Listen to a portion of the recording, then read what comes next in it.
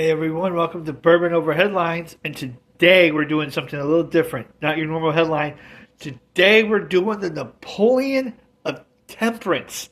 That's right, Mr. Neal Dow, who was the mayor of Portland not once but twice in the 1850s and was a big advocate of the Maine Law, which was one of the first, if not the first, prohibition law in the United States in 1851 by the Maine legislature, and this guy was a big part of it.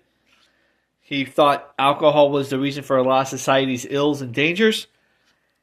The Maine Law was in effect in some shape or form all the way through up until after Prohibition, eventually being repealed when Prohibition was repealed after that. But in some shape or form, there was a version of this law, and other states did it over time, repealed it, did it, but Maine had Maine's law forever.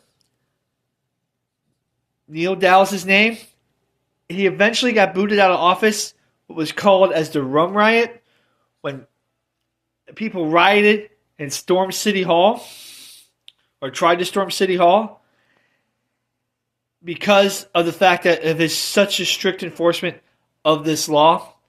It got to the point where he had to call in the militia, because remember it was the 1850s, not the National Guard, the militia, where one person was shot and killed.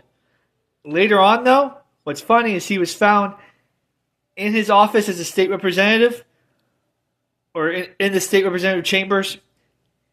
He was found to have 1,600 gallons that he said he was holding for doctors for medicinal purposes, because that was the one way to get around this law. He was found not guilty of that because his buddies were powerful. Even back then, politicians got away with it. But Neal Dow, the Napoleon of Temperance. Stay tuned this week. I'm doing Augusta, Maine, so you'll find out more about that and the Maine Law. Until next time, be neat, my friends.